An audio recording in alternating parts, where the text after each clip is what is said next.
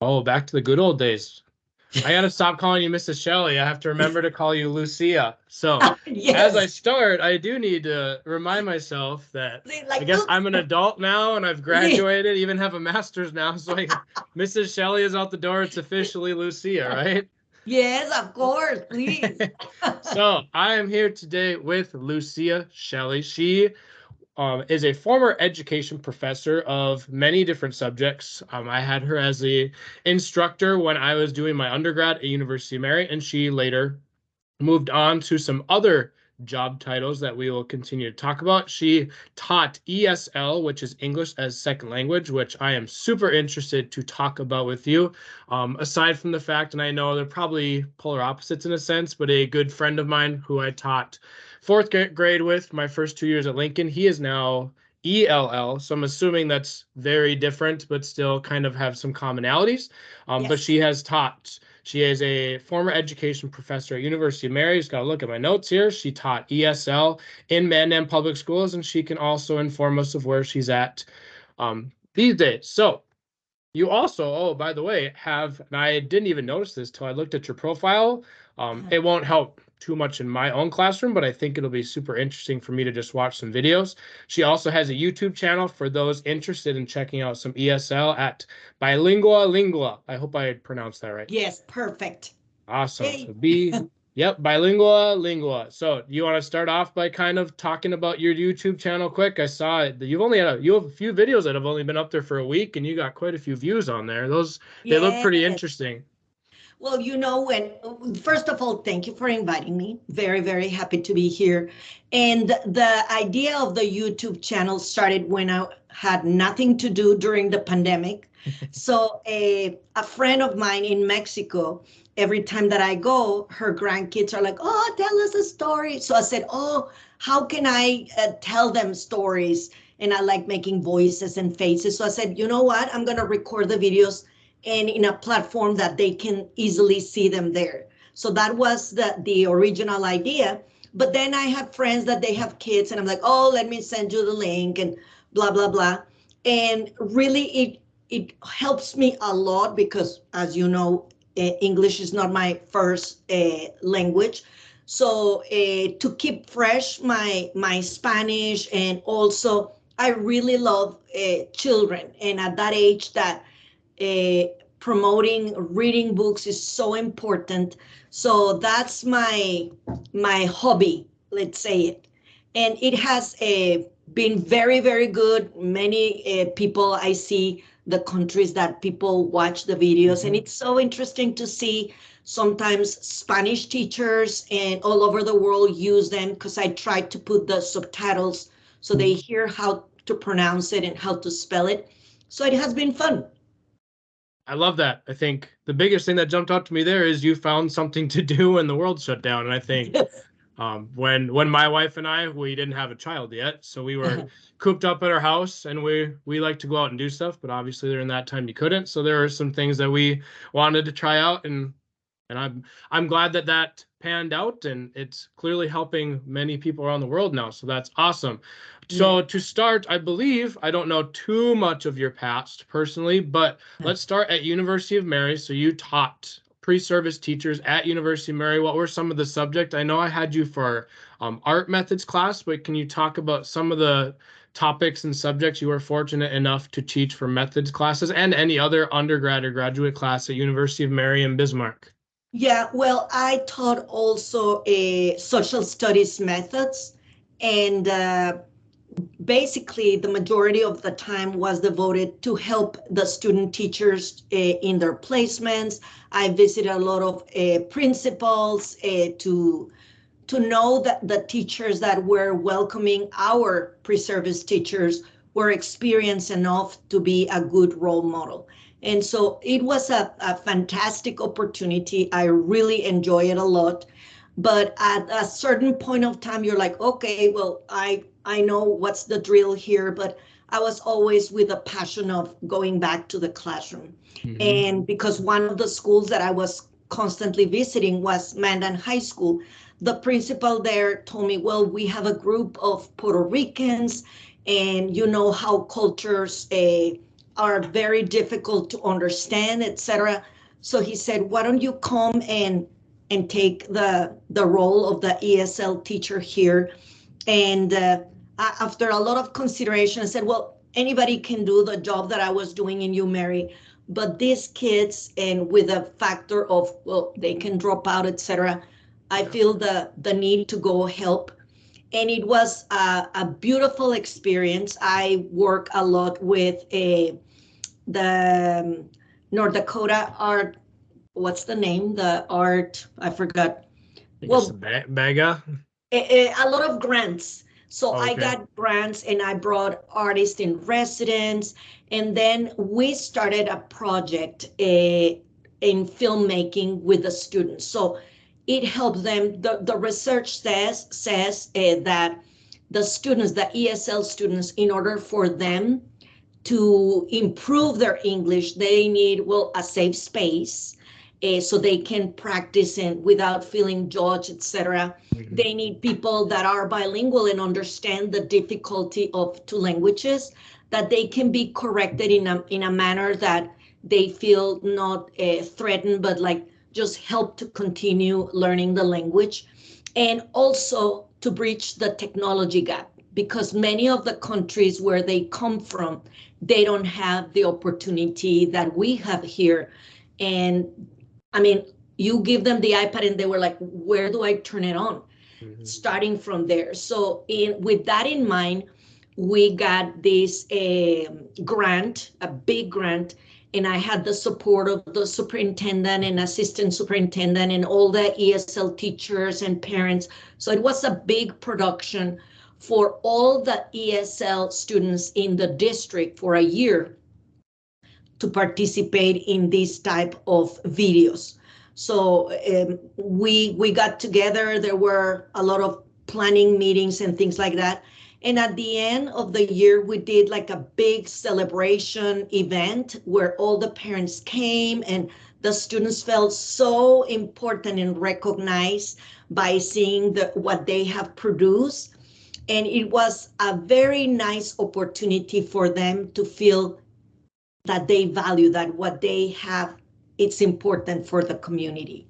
And the following year, I work with another grant, but also from a PBS radio in Fargo. It was part of the first cohort that we got cameras and lights and artists in residence that came and helped us how to do interviews. So my goal was to pass from the students from the social language to the academic language. Mm-hmm. So what we came up with the idea is to interview teachers in the high school, but the students were the ones looking for the questions, setting the cameras, the light, doing the actual interview with the teachers. And they came up with very, very good questions, and they did the editing. And then a PBS channel published the videos in the air. So it was a nice experience. And my husband and I, we moved to Albuquerque because of his job. And I thought, well, I'm going to be retired and enjoy Hawaii, but that didn't last. And so now I'm teaching ESL, but just part-time in the Central New Mexico Community College. And so it's a class to help citizens from all over the world to learn English and conversational English, very basic. But what I love is the opportunity for them to have somebody that they feel comfortable to ask questions like, well, how do I apply this? Or how do you do in everyday things? And so that's what keeps me very, very engaged and interested in education so far. Oh, someone's interrupting you. See. Yes. Rooms are not soundproof. Oh, okay, thank you. So I'm talking super loud. Well, I love that. I mean, theoretically, you took the dropout rate percentage and like totally had an impact on that immediately, simply with confidence with somebody to talk to. But you can see, like, as educators, we know that, I mean, kids being seen makes a huge difference. Kids knowing they're seen, knowing they're heard. I mean, they're speaking a different language than everybody else around them. And we Yes. just talked about, you and I personally, we just talked about the self-esteem and the kind of self-perception value of people don't even know what I'm talking about because they don't know my, so that's, Yes. I mean, again, you're taking the dropout rate, which they pretty much introduced to you from the start, and that's so cool that you got to do that, and you get to continue to do that, and you are the exact type of person they need to do that with some pizzazz. So, going back to your Mary days, Yes. I know you talked about doing social studies methods, art methods. I'm sure you had a few others on your slate, but of course, I know you as the enthusiasm, the super passionate. Any subject you bring up, especially your art class, and I do have an art class, Mrs. Shelley art class story that I actually teach. I teach art in my classroom as much as I can because kids love it, kids need it.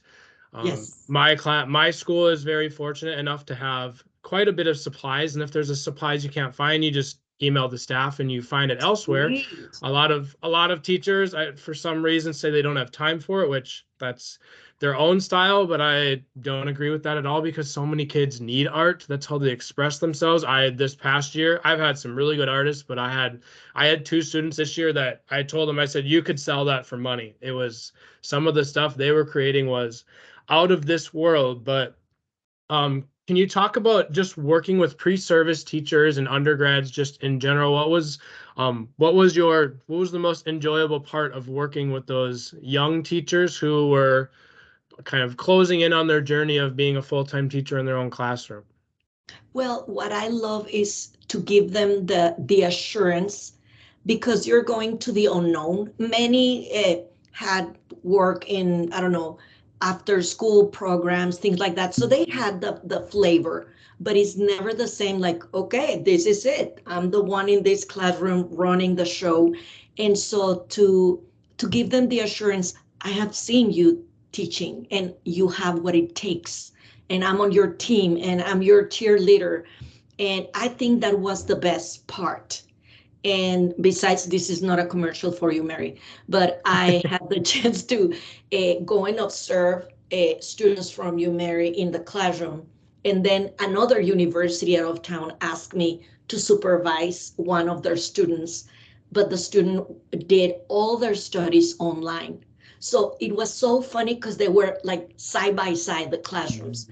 And I went and observed one student teacher, and then I went and observed the one from you, Mary, and I was like, oh, hallelujah. Because you can see the difference when you learn day by day in front of the person and you have that connection that when it's everything online. And I know, I mean, many people have to do that working full time, and I respect that. But to see all of you blooming in front of us was like that mother chicken, like so proud. And the funny part for me, now that you mention that, is I look back on my first years and I have most of my lesson plans just saved because they're all on my computer. And so if I come to a moment where I want to see what we did in November, I want to see what I did for the last weeks of school last year, I can go back and my lesson plans, my first year teaching are a whole lot different than they are now. Ooh, I think I yes. still have my All About Mr. Olson from my very first day ever, and it has changed drastically. My procedures, I mean, still the same person, still the same style for the most part, but I've been able to be in Dr. Lamb's class and Lonnie Miller's class talking to some pre-service, and I mean, I knowing that I was in those chairs at one point, but I also usually start off with I was in here when I was in my third year teaching, and I'll be starting my 8th year this fall, and You're I have grown that quickly. 8 years, Wow. yeah. But I mean, the amount of growth I've had in the last, I mean, I went from 4th to 5th grade this year with my same crew. I got to loop last year, and then this coming fall, I go back to 4th, based on numbers at Lincoln. But I mean, I'm growing in the fact that I'm doing things that don't necessarily scare me, but things that I'm not really prepared for. Yeah. I've taught camp ed for the past 4 summers since I got to BPS, but this summer I needed something different. I felt like I was getting to the last 2 weeks of camp ed the last couple of summers, and just like the passion wasn't there. There's some days you have 6 kids and they're like, oh, you can do a bunch of small group stuff. Well, I I usually have 13, and then when 6 show up, I have to change everything. So Yes. I've been teaching 6th grade math this summer at Wachter.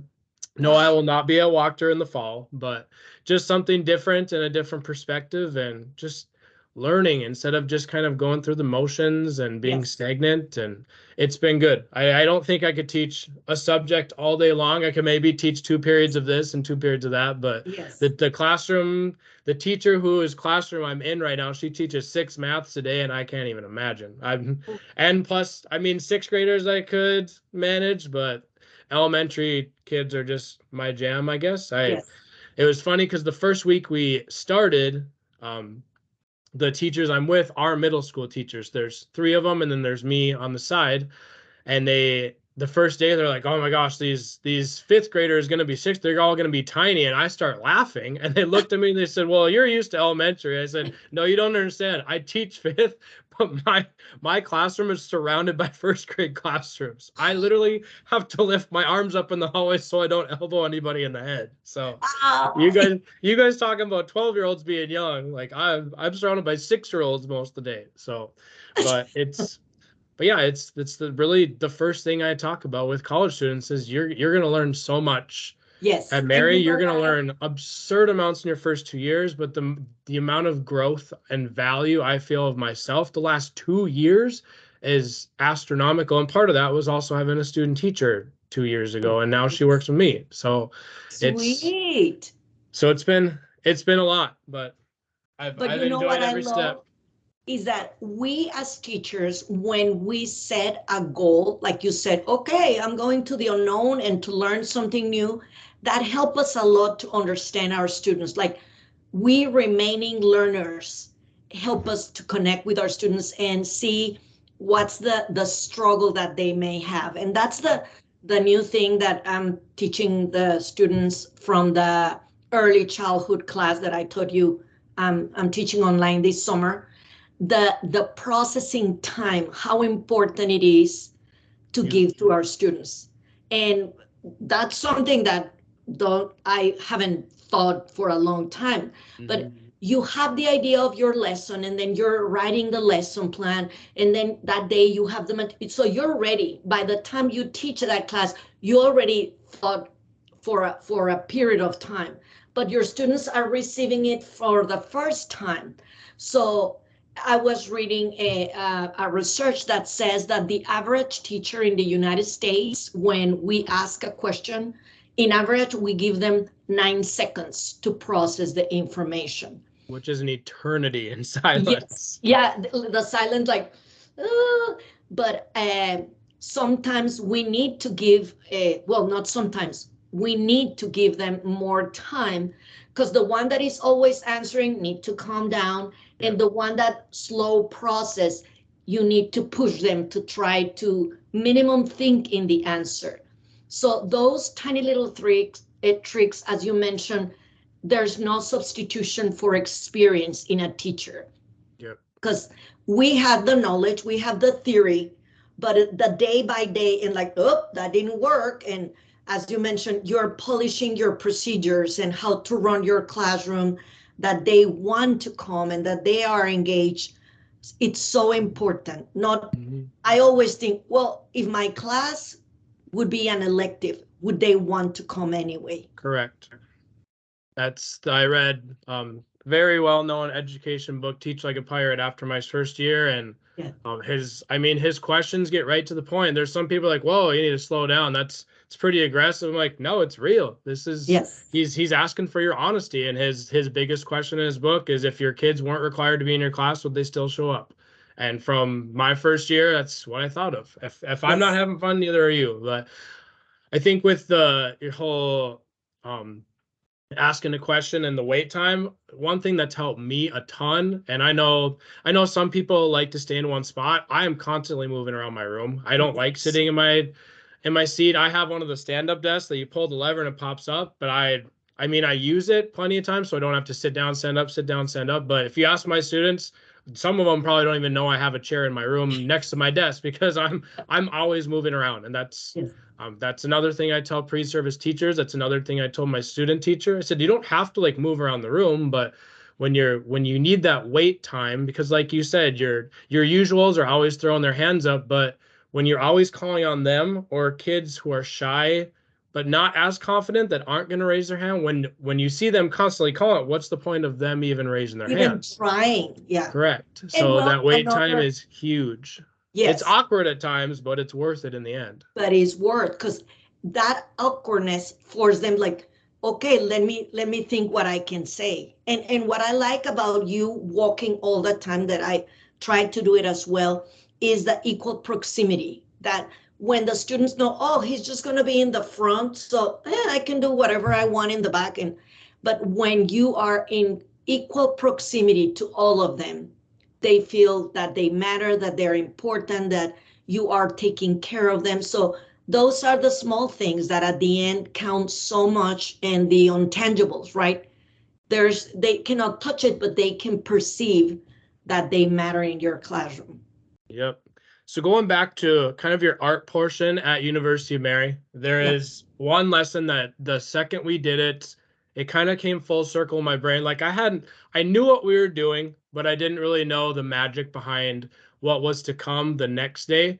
I can't remember what you had us draw. I probably still have it somewhere. I just have no idea where it is. But you asked us all to draw the same thing, but obviously everyone's was going to look different. Everyone's artistic care level, style, skill, everything was going to look different. Some people were going to add color, some people weren't. Some would show. I mean, every artistic aspect that could have gone into this. And then we turned them in, and the next day when we walked in, you had them hanging on the board. And it wasn't to call anybody out, but most of it obviously was for perspective. But every year I do at least one art lesson where, I mean, it's just random. I might do draw a dog, draw a horse, draw a house, draw something. And then the next day or the next week, whatever, I hang them all up and we just sit down and we talk about it. And we don't allow negativity. Obviously, there's some that you can definitely tell there's less effort.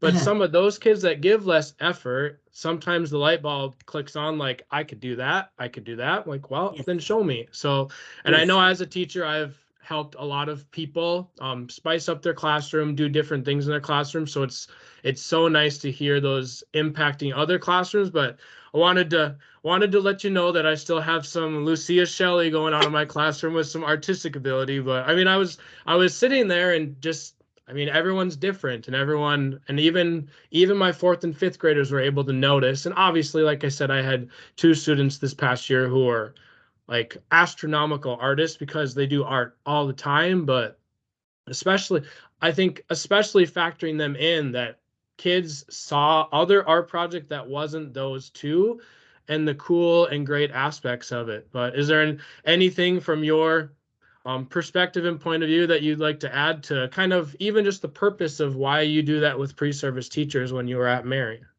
Well, but because I want them to see we're all different, but sometimes we just praise the ones that have the 100. And we put a nice note on the test, like when somebody gets 100. But if somebody is getting always 20, whatever, and then all of a sudden gets a 58, well, that's worth of praising. Like, I notice that you are making a big gain. So when you see the personality, sometimes the perspective, the way they use color, that's our lives. I mean, we all have talents. And as you mentioned, some, they don't want to put the effort. And when they see others like, oh, I could have done that just if I put myself into it. It's not competition because each person has their own pathway.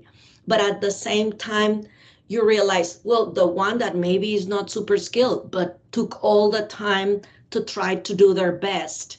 And so for me, it was a way to say, look how beautiful. It's like a garden. We have so many different flowers. Let's enjoy them all, but also analyze, well, why I didn't put more time, or, oh, I didn't see it from the other angle, like the the story about the elephant, that we all tell it according to the position that we are, right? If you're in front of the elephant and you see the trunk, well, all your perspective is the trunk. Sometimes you need to see them all to see, oh, these are all the options that are in life, right? Absolutely. So just wanted to inform you that you continue to make an impact on Mr. Olson's classroom, and I thought that was pretty You're cool. so I kind. even mention your name when I talk about it because I have to tell them this wasn't my idea, people. Because I always get some students that are like, "This was a really fun idea. I've never done that before." I'm like, "Well, I can't take credit for it." But taking a step back, I know you mentioned it earlier with the really cool job you had when you were in Mandan Public Schools, and kind of still have that same job title. For people listening who don't know what ESL is, English as a Second Language, can you kind of briefly explain in simple terms, if you will, what ESL is and what that looks like in a school setting? Yes, well, I have taught dual language schools and bilingual schools and ESL programs. So by law in the United States, English is not under the Constitution the official language, but many states have take the approach to proclaim in their own laws that English is the official language. So when we as foreigners comes to the United States, well, you need to, I always tell my students, is like, well, you want to play Monopoly, because here in this country, the game is called Monopoly. Well, is there any chance you can win this game trying to play this game with the bingo rules or the lottery rules? No, you have to learn the rules of this country and play the game like everyone else. But I always advocate is not just the language, but it's the culture. So I always advocate that we need to help the students to learn the language, but also the way things are done in this country for them to understand and be able to be successful. So the ESL program, each district decide how to approach filling those needs of the students that come from another country and English is not their first language. So in many states, they have the early exit that they teach them as quickly as possible English so they can go back to the mainstream. And there are others that it's late exit, so they try to teach them, but maintaining their native language. And there are others, is the ESL, that all the instruction is in English. And so, for example, at the high school level, can you imagine a 15, a 16-year-old that arrives to this country with zero English, and the next day is in a biology class and in a math class? Well, math numbers are numbers, but biology, it's so complex, and they get, as you mentioned, frustrated. They feel they are worthless, that they are not intelligent. So the ESL class starts. We work in Canvas, in the platform, and I had different levels.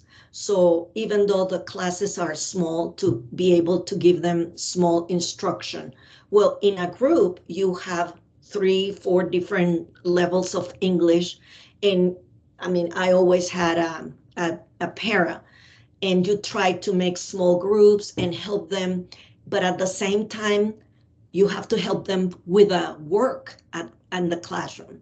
And so many people think because the ESL can carry a social conversation, like, oh, how was the movie? Did you like it? Oh, great, fine. It means that they can approach the academic language. And so the research says that that's the most frustrating part for the teachers in the United States. They said, well, I talked to them and they answer. So why they are not doing good in the academic subjects? Well, it's like 3 universes between the social. The application piece. As educators, the application piece that we talk about, is what rings in my head. Yes, and so that's a very important part of the ESL teachers, to bridge that gap between the social needs. Okay, you know how to order lunch, you know how to go through the school, things like that. Well, now let's help you with the academic language. And many is a visual vocabularies for each one of the classes. Like there's one for biology, one from social studies, that it has the picture, the representation of the events, and then a very brief description. So they minimum get the most essential parts, but it's not easy to navigate that word for them feeling less. Yeah, like we talked about, this all comes back to your self-confidence, self-esteem, which disperses into every category, not just academics. It's the overall person in general, which can affect, of course, everything in your life every day. But one thing I just kind of jumped into my mind when I just hear about people talking about language and how to learn a language the quickest. There's obviously so many apps and so many different programs you can. I mean, I'm sure they make so much money. It's unheard of with the different programs and apps out there. When I was in high school, we had a foreign exchange student who I actually continued to be friends with for a couple of years. But when he came back to North Dakota a couple summers after we graduated high school, we actually asked him, we said, so how did you learn English? Like when you were here, you clearly obviously have an accent, but like what's the easy, I don't know what kind of technology you have in Spain. And obviously they have some technology, but I'm sure it's not up to par with what we have, especially with your demographics and your financial status and whatnot. But he said he would watch TV shows and movies with English subtitles.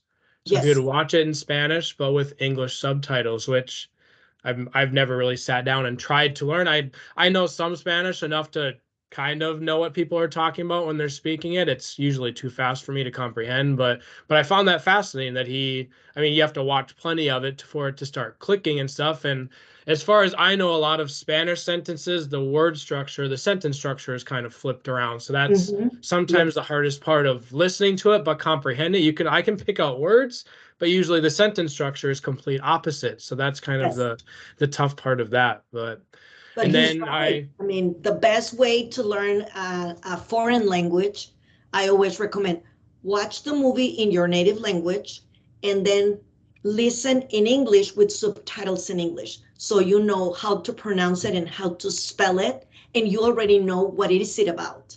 And listen to music in English. That's the best way because it's something you like, something that it doesn't feel like homework, like writing the multiplication tables 20 million times. It's fun, and you get the actual pronunciation.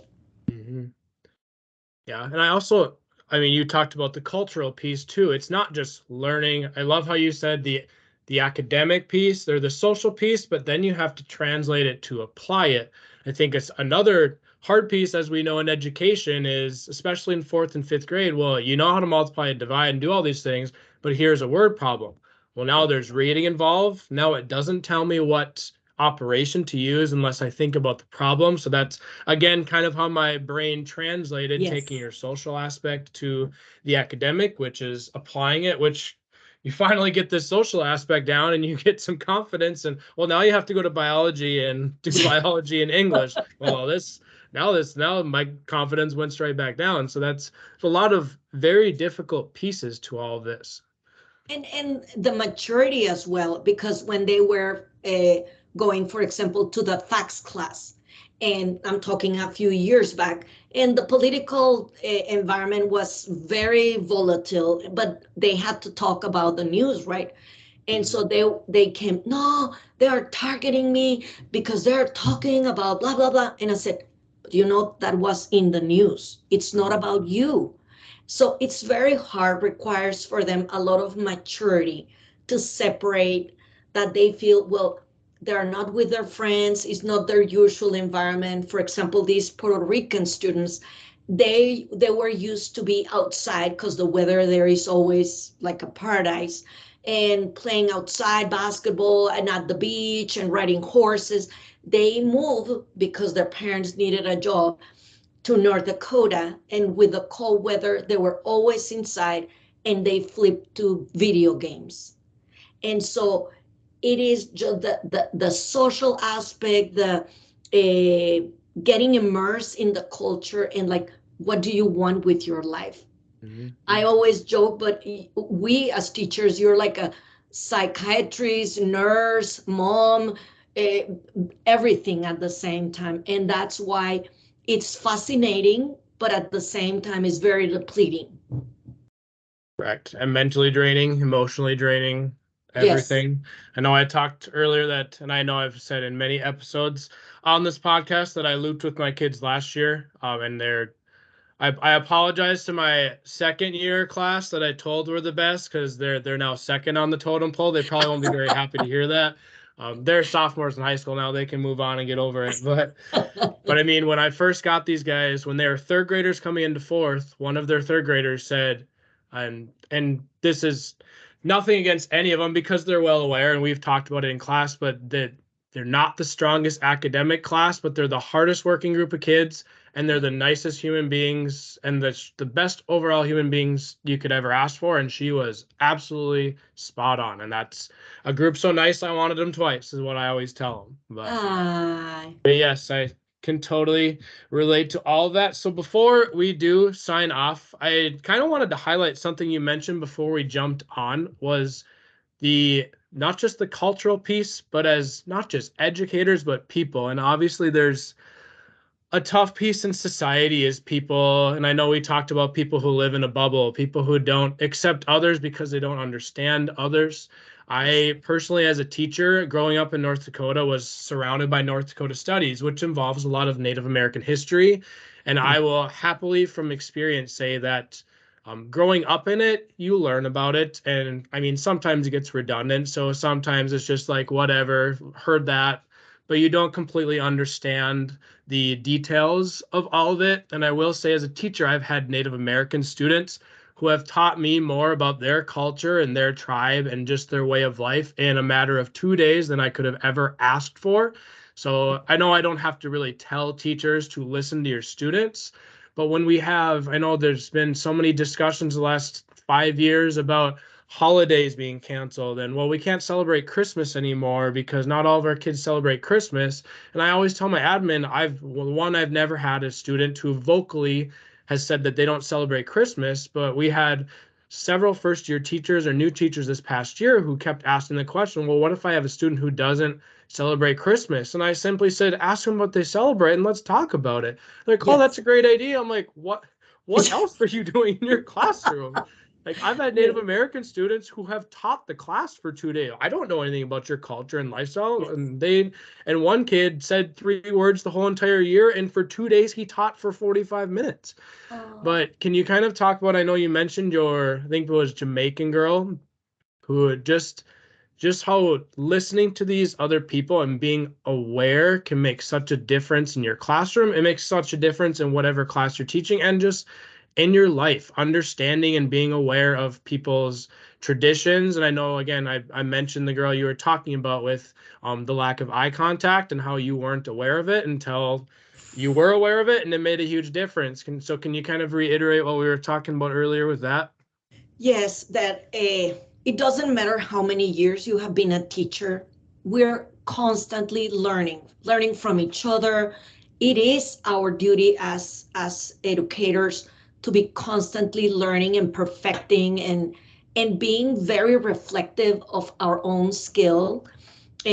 Several years ago, like 12, I was teaching in Shelton, Washington, in a dual language school. And I had a young student in second grade from Guatemala. And I thought, well, she's Latina, I'm Latina, easy peasy.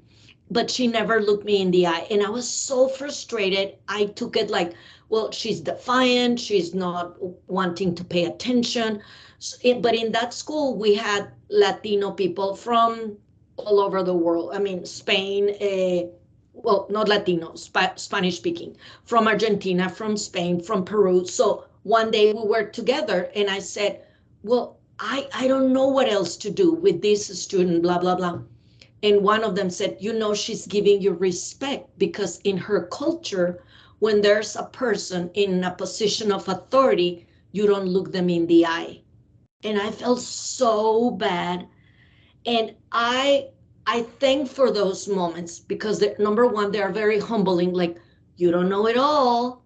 Or simply when you want to get angry with a student because the way they phrase something, you want to get offended, but then you decide, I'm going to ask, what do you mean? Or what do you, and they come up with something you don't even anticipate.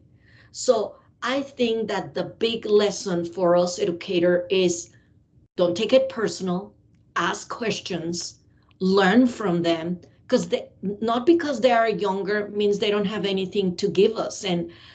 And definitely, I promise you, I'm not the same person that taught you when you were in undergrad. I promise you, I grew as well. But that's the beauty, right? That we never cease to learn. Correct. And it's crazy how I'm also kind of caught off guard that they didn't. I guess that's not really a prerequisite to be in a class, or prerequisite like you have to tell people about your heritage, because that's not really something you talk about as you walk in the door. But it's good that you caught that early and you didn't think this girl hated you as a teacher for X amount of time, and you're like, I can't help her, she doesn't respect me, when the whole entire time she clearly did. You weren't aware of it. So And I'm learning as a Latina. I mean, there are people that are third generation here and they are losing their contact with the culture, and people that just arrive, people that have socioeconomic different, that so there are so many levels. It's so complex.